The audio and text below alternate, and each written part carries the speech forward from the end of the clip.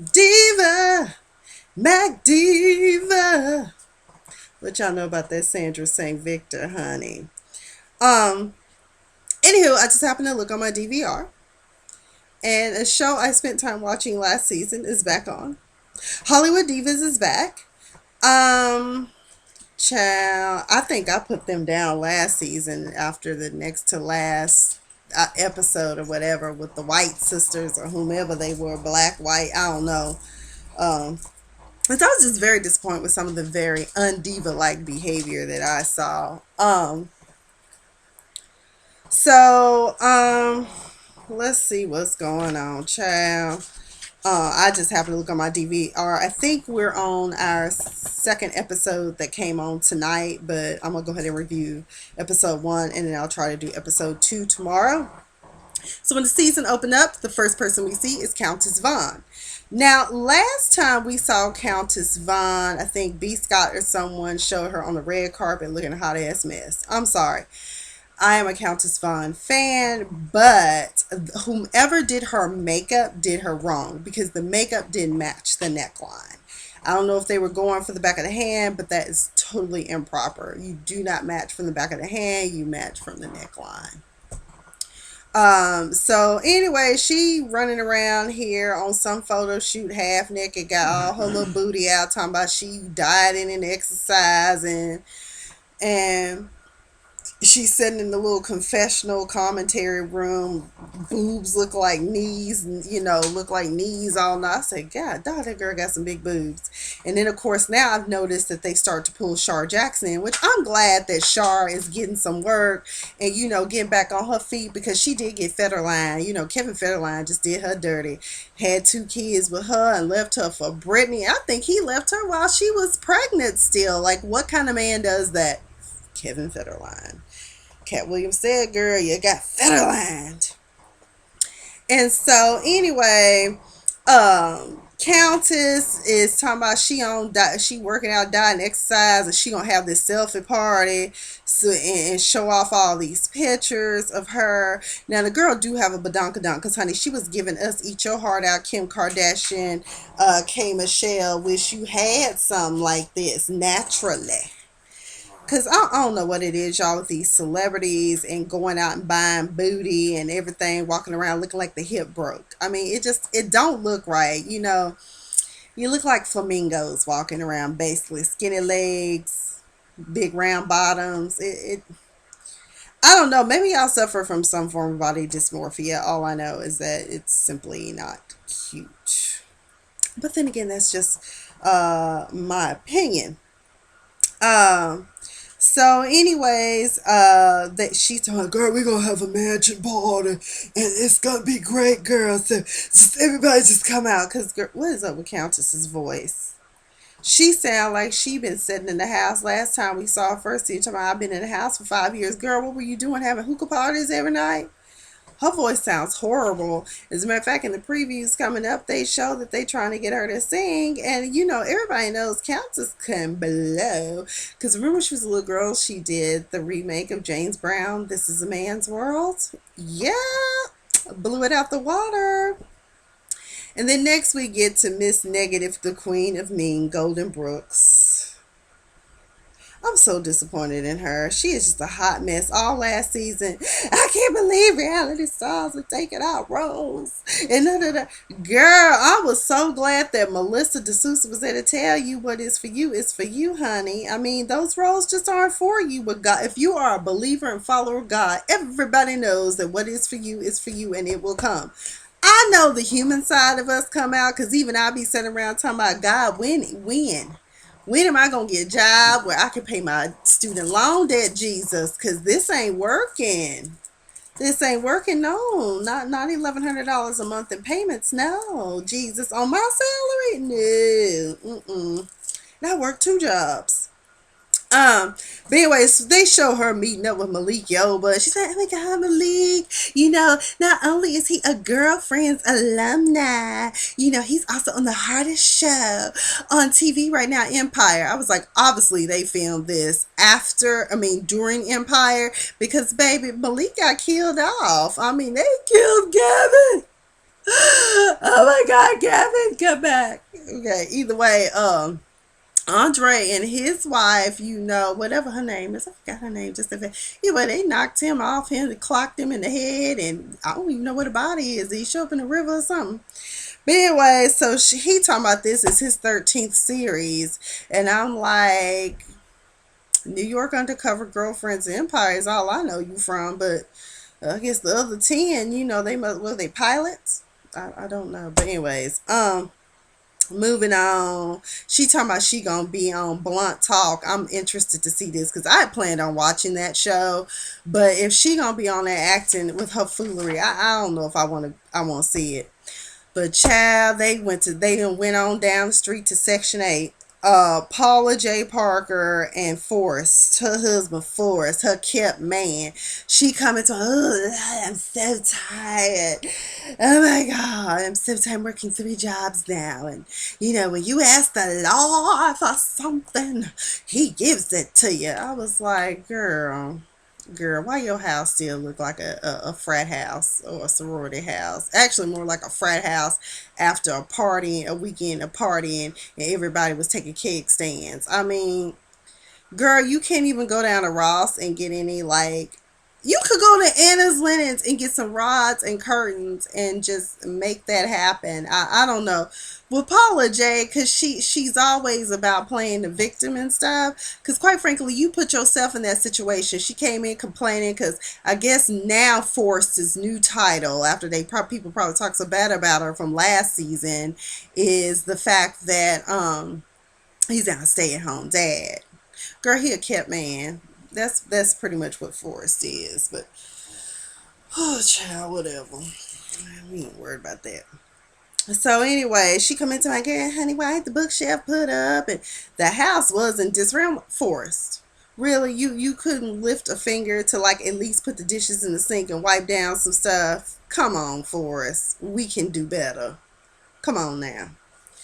Um, So then she kept talking about something about I'm trying to be the best Michelle Obama I can be, and I was like, what are you talking about? I guess maybe it was editing or something, but I guess Forrest is supposed to be trying to sell the White Sisters, and he said something about the network offered him some money, but it wasn't even enough to afford Countess a bucket of chicken. Really, you gotta take it there with Countess. We all know how Countess feel about her chicken, but really, you gotta talk about the girl like that. Oh Lord. What you should be trying to do is get Paula some braces or something. All this time she been in Hollywood, and I can't believe she never got her top grill fixed. You can call my orthodontist, Dr. Newhart. He's really awesome. He keeps offices in Inglewood, Beverly Hills, Larchmont, Santa Monica. You should check him out. He can be in and everywhere you need him to be, honey. Just a thought. So then we come up on Elise Neal. I'm trying to figure out what is going on with Elise Neal's hair. I've always been a fan of Elise Neal, but after seeing last season, I'm a little disturbed at how she acts. First of all, she's from the South. She's a Southern girl. I do have ties to Memphis. A lot of my family is from Memphis. I personally do not. I have never lived there, but I have gone for family vacations and family reunions and visited. But I was trying to figure out whoever did her weave did her a disservice because we could see where why her hair ended and the weave began.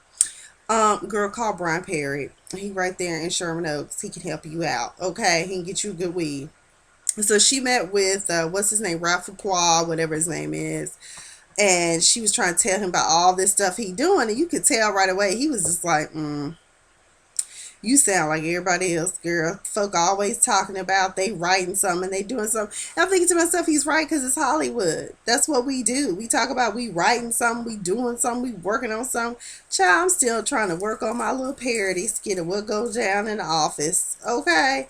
And I don't know, I came up with that idea with my friends like 4 months ago, and we still ain't done nothing. So we always working on something. But anyways, she was trying to throw shade about the White Sisters when he brought it up. So I don't know. I'm just like, whatever, Elise. that she really wasn't bringing them to the table, and I think Ralph just moved along to the next one. Talking about she was on Real Husbands of Hollywood with Kevin Hart for 2 episodes. We did a memorable thing, and I'm like, I don't remember you being on there, but because I could have sworn I watched every episode, or maybe I missed it. So then we go back to Countess. Countess is in the kitchen frying up some shit she probably shouldn't even be frying up, some fried chicken. Her fried chicken. Her manager coming there talking about uh what you making, girl? Oh, it smells so good here, girl. Making me some southern fried chicken. That's what I'm making. I'm just like, oh my God. Girl, I thought you was supposed to be dieting and exercising. I don't think fried chicken is on the list. And girl, you got a nice kitchen and good prep area, so there's no excuse for you not to eat healthy, okay? So anyway, her manager comes in. I wonder if that's the manager that came on that post when everybody was going in on Countess, and she was like, "That's my cousin, and y'all shouldn't be talking about." Well, you should. If that's your cousin and you care enough about your cousin, you shouldn't let her come out looking like goddamn sugar golden Chris Bear in a Macy's Day Parade as a blow up toy. Because this is what she looked like with non-matching makeup and ill-fitting clothes. It was horrible. It was disastrous. But anyways, Countess, if you need a diva on your team, check out my Instagram. It's Sophia the Diva. Girl, I can hook you up. Plus size, full size, whatever you want to be, girl. We'll hook you up. Uh, so anyway, the manager has gone out and procured her some employment, but Countess telling me, I can't work the Tom Joyner show, the Tom Joyner cruise, because they want to do an actor workshop along with the other girls. So she conspires that she's gonna have Shar do it, but she really don't want to tell Shar that she got to go on this cruise without her with these girls. And so her excuse is that, and it's a valid excuse, but at the same time, Lisa Wu told her something too that made sense too. In order for you to be at the best to help care for somebody, you also need to take care of yourself. So self-care. And that's the number one thing I found when there are people, like one of my aunts, her husband was very, very sick, and she was so focused on taking care of him until she didn't even realize her breast cancer had come back until it was too late and it consumed her. And next thing you know, she's gone and she's no longer with us. So, I mean, considering that your father had a stroke, that's really sad and terrible. But at the same time, you also got to do some things for yourself and not just sacrifice, all of your time to him. And plus, I'm sure you can catch a helicopter, a plane, or something right away if something went left with your father. But either way, Countess ain't trying to hear. So then Lisa Wu meets up with Paula Jai at this bar, Bugatti, somewhere in LA, and she back behind her. I was like, oh, she going to meet her at her day job. But then I realized she was just back there trying to help the bartender make some special drinks for her and Paula. Her and Lisa. And then that's when Paula gets to lying, because I'm sorry, she was lying, talking about, well, we met, and so basically, Elise Neal brought in one of her friends, this producer guy, and basically how it ended was Forrest gets a cut and Elise gets a cut, and the rest of you girls don't get anything. Forrest and I and Elise get everything. Elise is like, whoa, wait. How is it that Elise is getting all of the rest of the cut? And she was like, well, because she went out and found her friend. This dude is her friend. Y'all, later on the episode, we find out Paula is lying and the truth ain't in her. Girl, bye. So Lisa mad because Lisa, I need my coins. These RHOA checks done dried up, and I need some money because me and my husband ain't together. Keith Sweat child support almost done ran out, and my football husband. We gon' get paid, bitch. Better have my money, honey. Pay me what you owe me.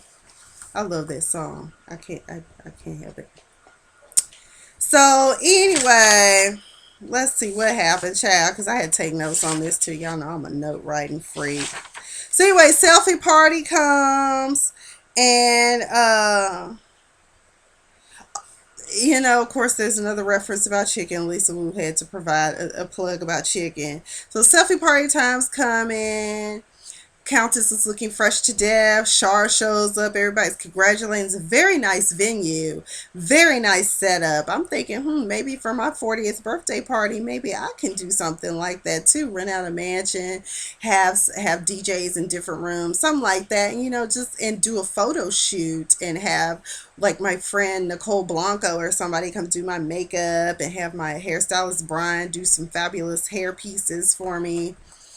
Um, but anyway, let's talk about Countess. Anyway, Lisa, guess who comes pooching in? Ray J. Ray J is getting in where he fit in, honey. He may be Brandy's little talentless brother who just showed. I don't know. I don't know.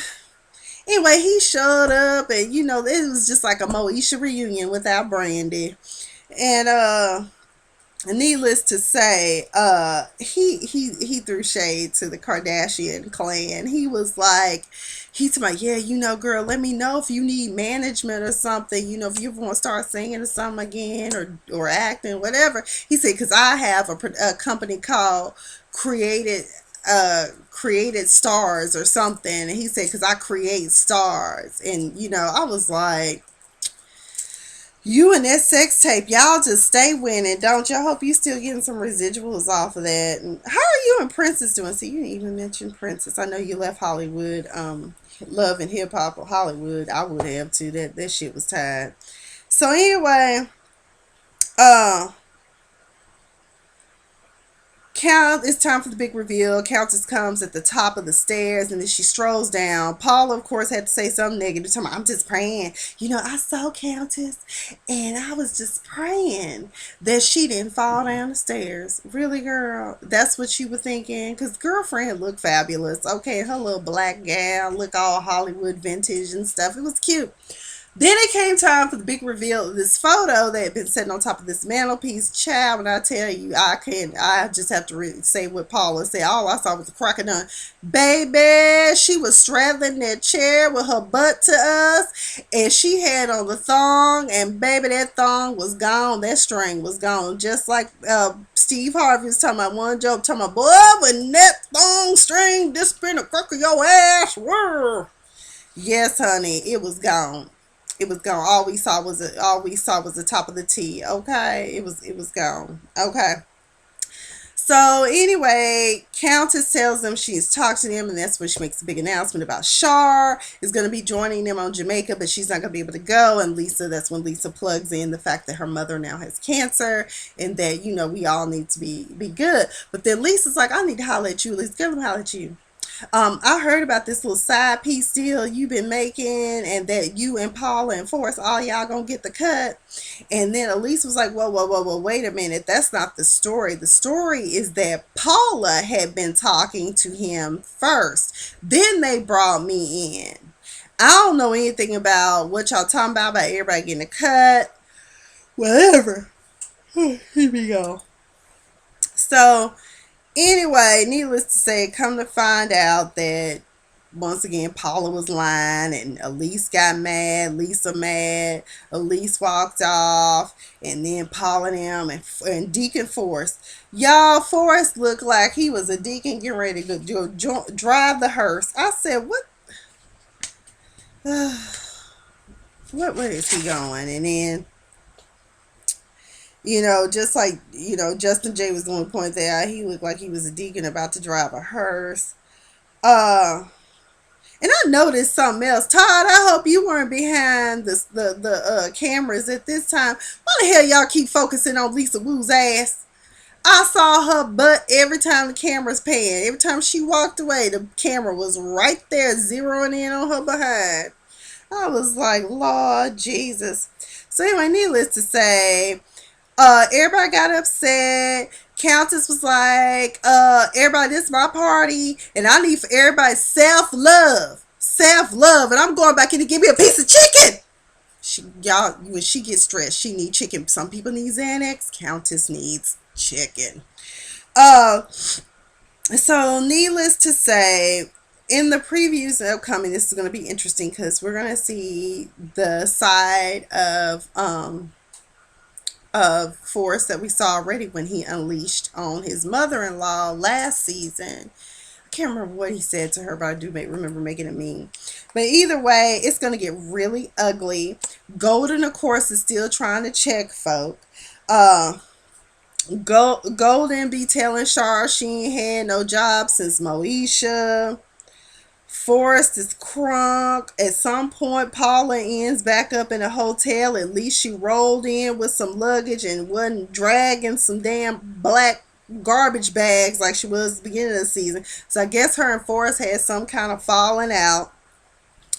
Uh, at some point, I don't know if this was acting or if they were dialoguing, as in the real reality world that they live in, where Golden seems to try to make Elise feel bad for not having kids. Talking about you almost 50 years old and you ain't never had kids.